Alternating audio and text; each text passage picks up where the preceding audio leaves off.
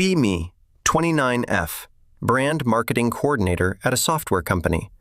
Basically living the post-Cole script they sell you at graduation. Fine apartment, way too many expensive plants and ceramic pots. Spent most of my early 20s healing and learning not to accept crumbs. Promised myself I would never settle for bare minimum behavior. Dating scene still feels like a landfill. Guys want a housewife who splits utilities, or a second mom who runs their whole life. So I mostly date my career, and myself now. But let's be honest, a girl still needs attention and occasional practical help.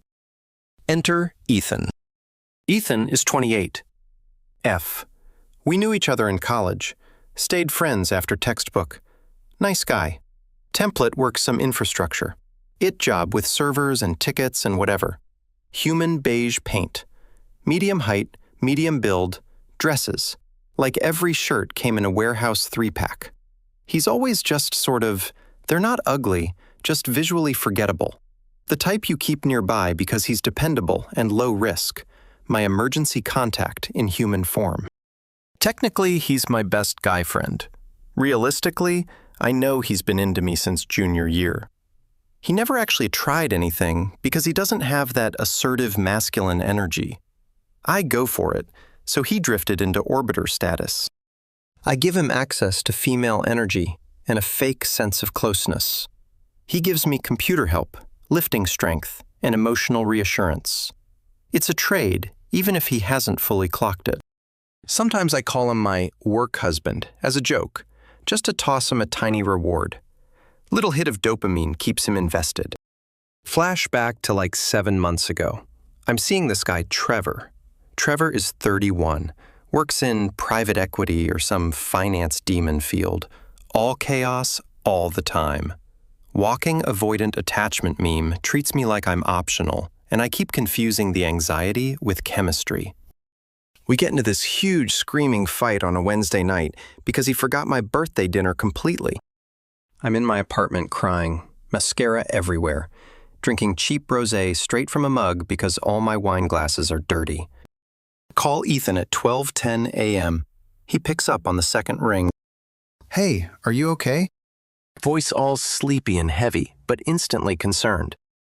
I dump on him for almost an hour. How men are garbage. How Trevor doesn't value my emotional labor. How I probably have some cosmic curse and I'm going to die alone with succulence. Ethan just listens, doesn't interrupt, doesn't try to fix it, just validates everything. You deserve way better than this, Maya. He's an idiot if he can't make you a priority. Exactly what I need in that moment, an emotional support mirror. After I calm down a little, I mention I'm starving. 25 minutes later, Ethan is at my door with buffalo chicken tenders and my favorite blue Powerade. He sits on my couch while I eat and keep ranting. Doesn't make a move. Doesn't touch my leg. Doesn't angle for sex. Just sits there like a loyal little soldier completing his mission. I look at him and think, why can't Trevor be this attentive for once? Then I actually look at Ethan's washed-out Star Wars shirt and suburban dad sneakers, and whatever spark could exist dies instantly. Around 1:40 a.m., I tell him he should head home, give him a long hug, tell him he's amazing. Watch him walk out to his silver Honda Civic, go back inside, immediately text, I hate you. We hook up 3 days later. Few months pass. Trevor and I finally detonate for real. Full disaster breakup. The kind where you're on the phone with friends saying, no, seriously, this time it's over. I decide I'm taking a break from men because apparently they cannot handle a high V value woman. During that phase, I start leaning harder on my best friend Chloe, 28F, second grade teacher.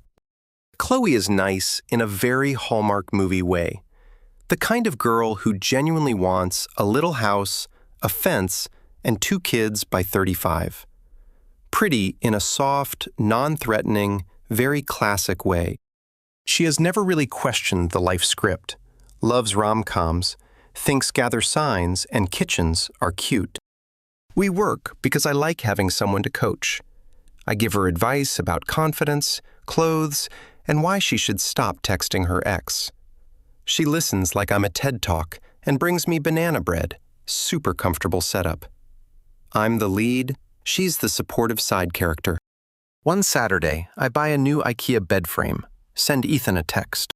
Emergency SOS. I'm losing a fight to Swedish plywood. Please help. Normally, he'd reply with, "Be there soon," or "Give me a bit." Wait 12 minutes. Nothing. Wait 35 minutes. Still nothing. Weird. Check his Instagram story out of habit. He literally never posts anything. Finally, almost 2.5 hours later. "Sorry, got tied up with something. Can't come today. You'll figure it out." "Excuse me." I just stare at my phone. "You'll figure it out." The audacity. I'm a single woman trying to drag giant boxes around my room, and he's tied up. End up sleeping with the mattress on the floor because I can't finish the frame. Back is wrecked the next morning. I tell myself it's the patriarchy for not teaching girls basic carpentry. But honestly, I'm mostly mad at Ethan. Mentally deducting him 10 imaginary boyfriend points. Not that he was ever actually a candidate. 2 weeks later, Chloe and I are at brunch, bottomless mimosas because life is annoying. I'm ranting about work. My manager talked over me in a meeting again, and then repeated my idea like it was his. Chloe is nodding, but she's off. Keeps sneaking looks at her phone under the table, smiling at it. "Who are you texting?" I flick a fry at her. She blushes immediately. "Oh, just a friend." "A guy?" I lean forward. "Let me see. Is he cute?"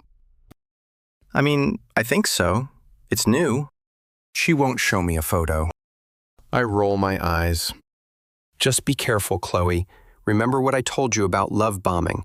If he's super nice right away, it usually means there's something darker under it." She looks down and says really quietly, "I don't think he's hiding anything." "Fine, then bring him around and let me screen him. I can spot red flags from a mile away."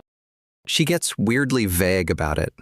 Whatever, probably some boring tax guy in khakis. Then Ethan starts acting different too. Stops liking my selfies right away. Takes forever to text back. Texts get weird after that. Short replies, flat energy, no more random good morning messages, no more "how's your anxiety today" check-ins. I assume he's trying to move. Probably read some dumb red pill blog post about scarcity and female psychology.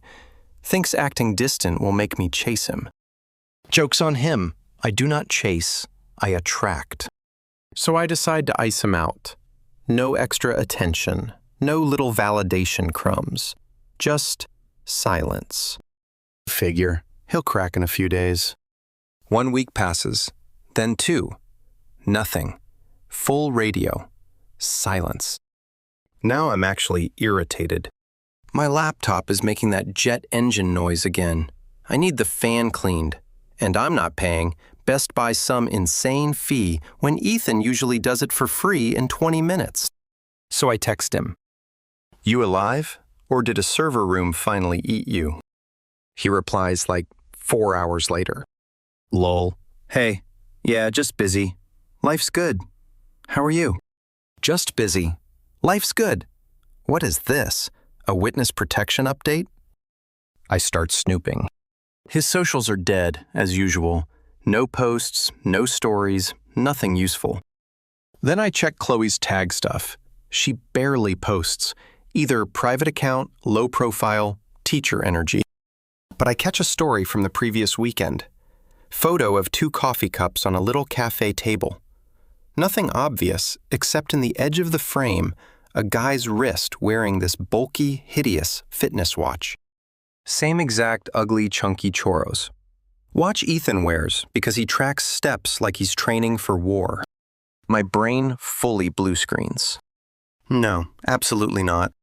Chloe and Ethan. I actually laugh out loud, alone in my apartment. It's ridiculous. Chloe needs someone decisive. Ethan needs somebody to hand him instructions. Me pairing them in my head feels like mixing oatmeal with oatmeal. They'll bore each other to death in 3 weeks. I weirdly feel relieved. Fine, let them play house for a minute. Chloe will do the nice guy experiment and realize it's emotionally claustrophobic. Ethan will realize Chloe doesn't have my range. They'll both drift back. Eventually, I decide to bring it up, but casually text Chloe. So, are we pretending I didn't notice Mystery Man with the giant fitness watch?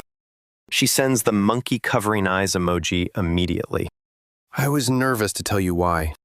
I don't know. Because you and Ethan have history? I literally scoff at my phone. History? Girl, please. He fixed my router and listened to me cry about Trevor. That's not history. Ethan is basically my brother. My nerdy, asexual little brother. I don't care at all. Honestly, I think it's cute.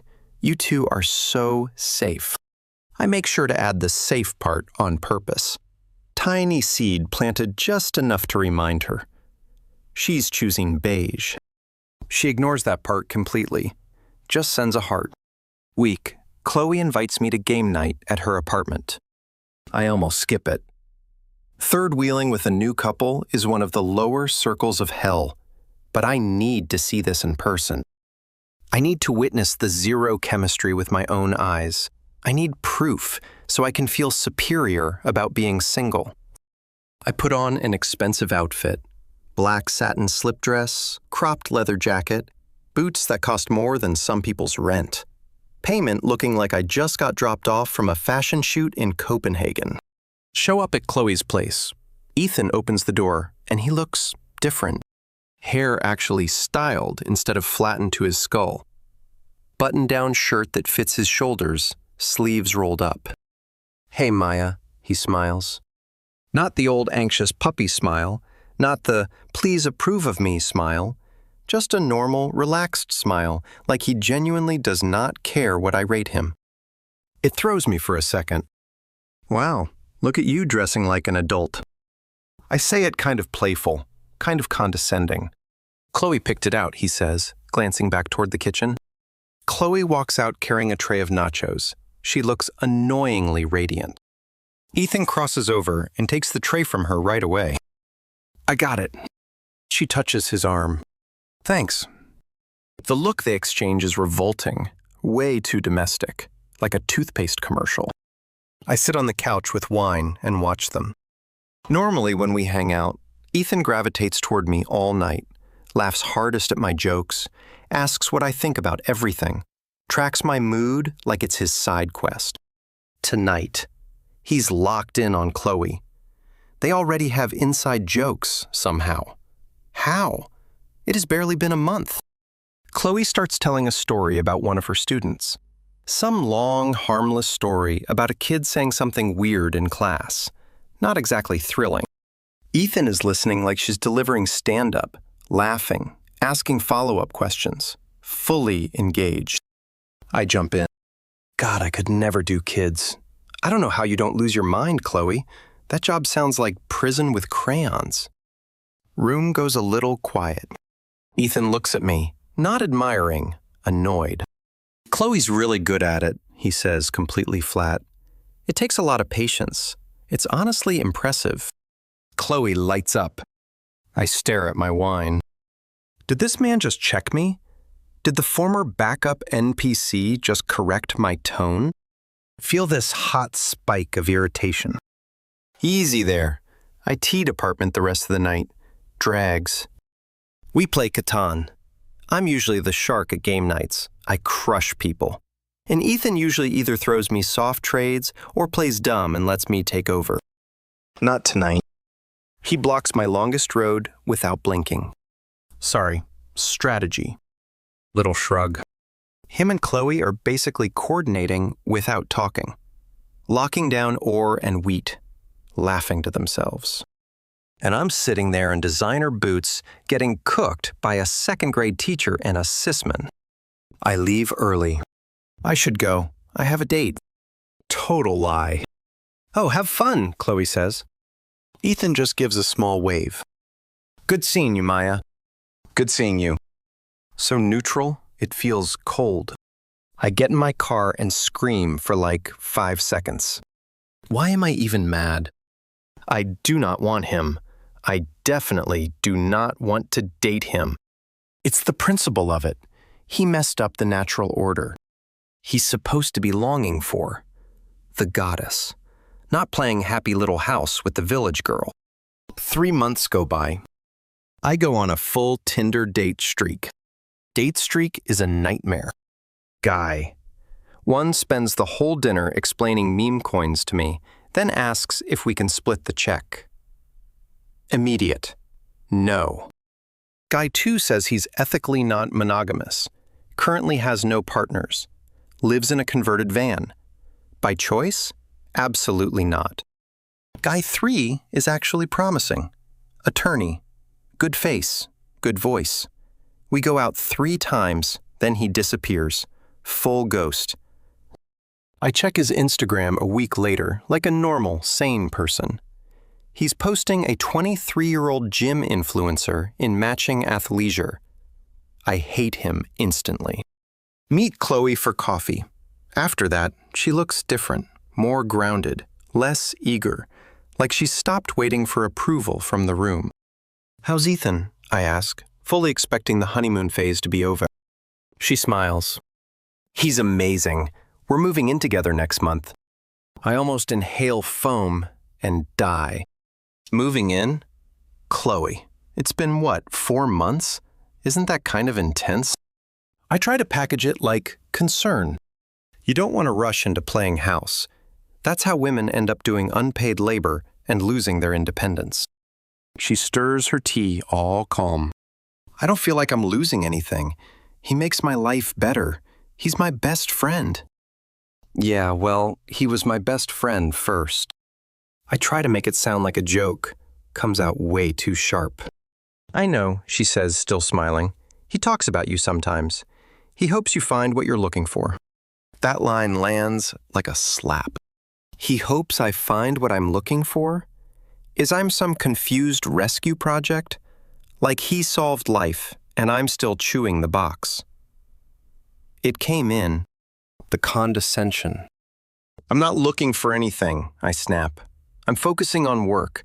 I don't need a relationship to validate my existence. I know you don't, Chloe says, really gentle. But having a partner is nice. I leave the cafe feeling weirdly hollow. Go home. Rot on TikTok for like 4 straight hours. Dark feminine energy videos. How to make him regret losing you videos. How men come back when you detach videos. Send a few to the group chat without Chloe in it. Caption it. Imagine settling for a beta just to split rent, LOL. My single friends reply with skull emojis and stop. It all feels fake. Move in. Day comes. Chloe asks if I can help unpack. I say yes, mostly so I can snoop. Their new place is actually nice. Garden-level apartment, big windows, good light. Ethan is in the living room building furniture, and he looks stronger, like noticeably. Fitted t-shirt, picking up boxes like they're nothing. I remember the IKEA bed frame disaster where I decided he was useless. Apparently, he wasn't useless, just not useful to me anymore. He's wearing a tool belt. Why does a tool belt make a man look competent? This is confusing, and I hate it. Chloe is in the kitchen, organizing everything by category. I spot a framed photo on the counter, them on a hiking trail somewhere. Ethan looks happy in it. Not just happy, solid, confident, kind of masculine, which feels illegal somehow. Weird how much a guy changes when a woman actually believes in him, instead of just tolerating him. I try to joke with him. So, who's wearing the pants in this operation? Chloe says from the kitchen. She picked the couch. Ethan laughs and keeps drilling, doesn't even look up. She has better taste than me. I'm just making sure nothing collapses. 0 defensiveness, 0 weird ego. Old Ethan would have stumbled over himself trying to sound manly. New Ethan sounds secure without performing it. I feel like a ghost standing there. They have this whole language now, and I don't speak any of it. I leave tired for no reason. Go home to my plants. One of my Mona leaves is turning yellow. Perfect. About 6 months later, engagement happens fast. I see it on Instagram before anyone texts me. Classic ring selfie. Diamond is bigger than I expected. Not tacky, huge, just serious. And I know what Ethan used to make because he used to complain about his salary to me all the time. Either he saved forever or he got a raise. Caption says something like, "Yes to my favorite person forever." I open the comments, tons of people. Everyone genuinely thrilled for them. That part bothers me the most. I get this cold drop in my stomach. Call Chloe immediately and put on my best fake excited voice. "Oh my God, babe. I'm so happy for you." She's crying, happy tears on the phone. "I want you to be my maid of honor." Of course she does. I'm her oldest friend, even if things have gotten weird. "I would be honored," I say while thinking. Okay, at least I can control the bachelorette party. Keep this from turning into full Tredife cosplay. I start trying to steer things right away. "You sure you want white? It's kind of patriarchal. You could do blush or even a suit set and look iconic." "I want white," Chloe says firm. "Lace. Classic." "Okay, then at least don't do any of that obey stuff in the vows." "We're writing our own," she says. Strike 2. I move to the bachelorette pitch. Miami clubs, bars, last night of freedom energy. She vetoes it instantly. "I just want a cabin weekend with the girls. Wine, cheese, hiking." That sounds boring. That's what I want. We do the cabin weekend. It is painful. All her friends are nice, normal women. They talk about their partners like they actually like them. No trauma dumping, no revenge stories, no men are trash bonding session. They ask about my dating life. I'm too busy for men right now. My standards are too high to dig through the garbage. They smile politely and switch topics. I feel like the odd one out all weekend. Like the bitter aunt at Thanksgiving, except I'm only 29. Wedding day comes. Fall, wedding vineyard venue. Expensive, expensive. Apparently, Ethan got promoted to senior infrastructure, architect or whatever. Chloe mentioned it casually like it was nothing. He's making 6 figures now. The former backup guy is out-earning me. I'm in the bridesmaid tent getting hair and makeup done. I look objectively great. I'm in figure. Maybe I'll at least meet a hot groomsman. Chloe puts on the dress, and she looks beautiful. Not Instagram hot in a loud, flashy way, beautiful in this timeless, soft way. And I get hit with this sharp jealousy that almost feels physical. Not because of the dress, because of how peaceful she looks. She looks calm, like fully calm. No checking her phone every 5 minutes. No low-level panic about whether he's pulling away. No silent math about whether she's enough. She just knows. We walk out. Ceremony starts. I go down the aisle with the best man. Turns out it's Ethan's older brother.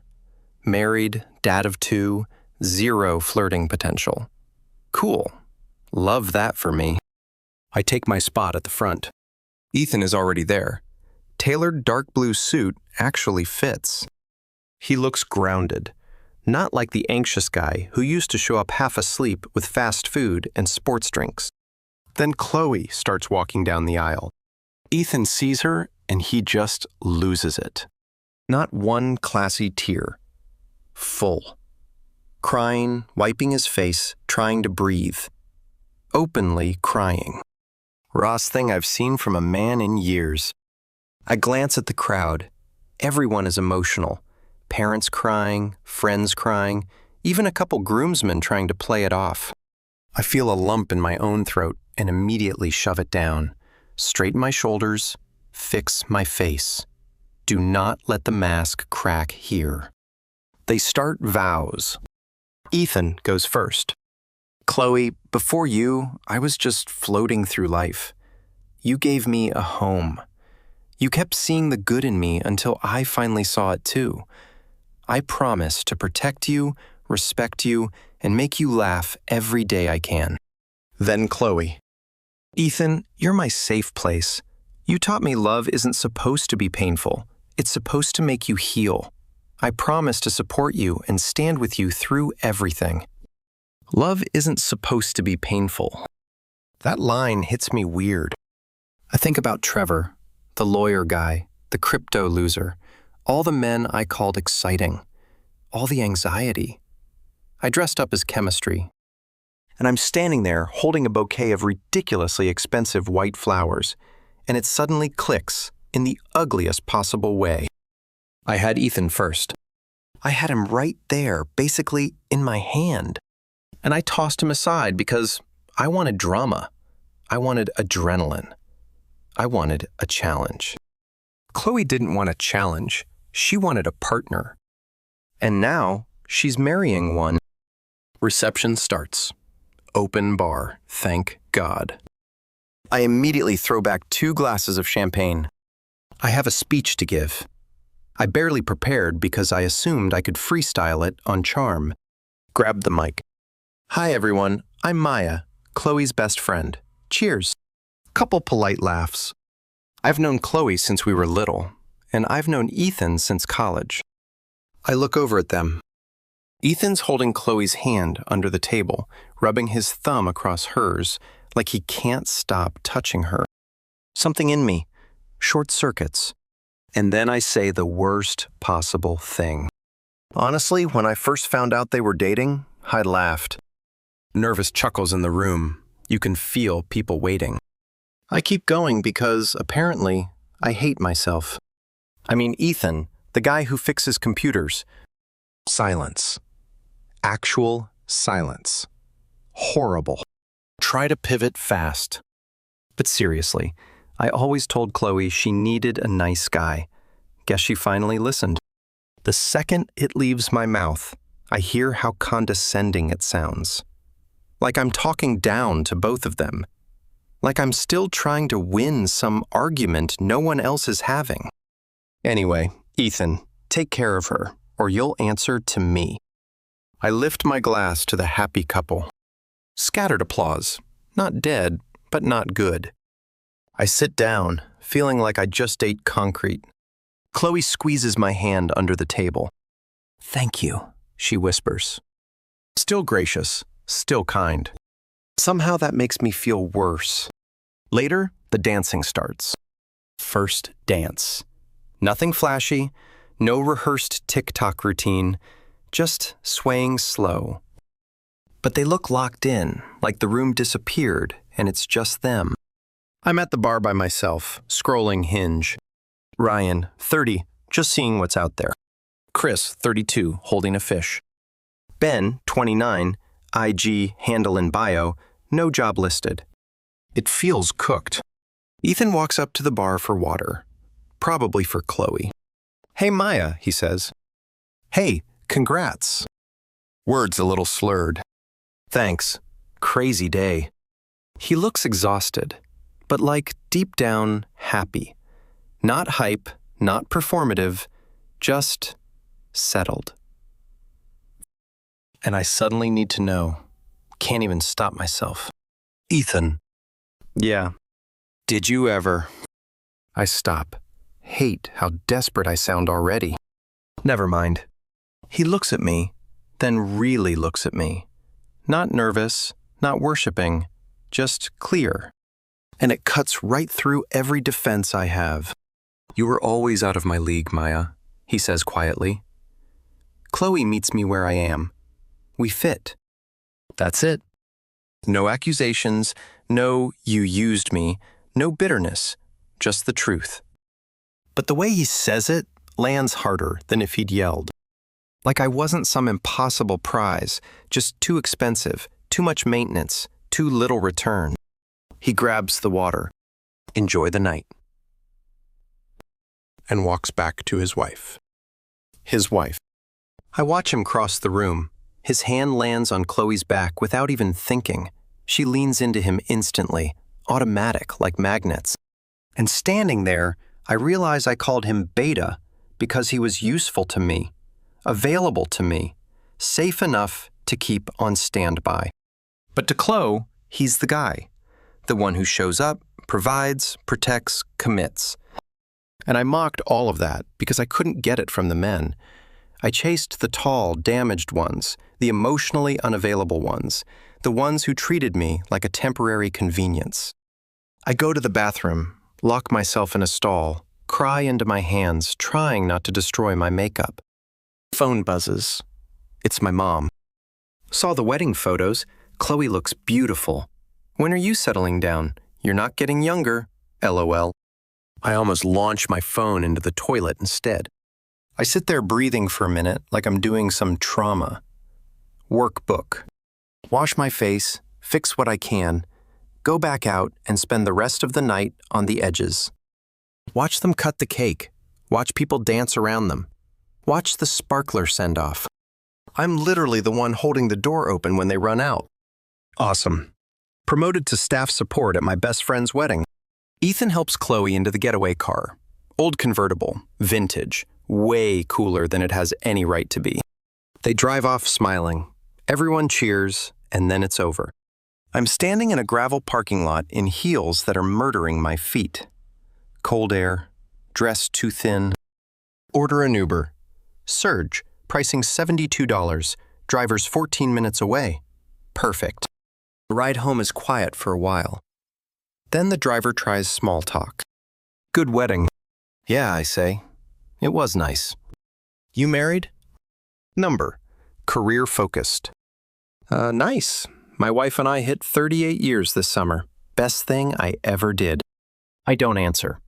Just stare out the window at streetlights sliding by. Get back to my apartment.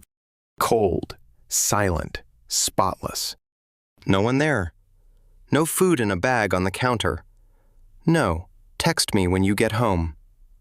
No tech help. No emotional backup. Just the fridge humming. I peel off the bridesmaid dress and toss it in the corner. Pour a glass of wine. Sit on the floor because I don't even want the couch. Open. Instagram. Chloe already reposted someone's story. Video of her and Ethan kissing in the convertible at the exit. Caption says, "My forever." I double tap it. Heart goes red. Feels like pushing a button on a machine. Then I look at my own profile. Carefully curated. Pics me looking hot, me at brunch, me on trips, angles, lighting, vibes. It looks amazing. It looks empty. And I finally understand the part that makes me sick. The backup Beta was never the backup. He was the destination. And I treated him like a gas station stop.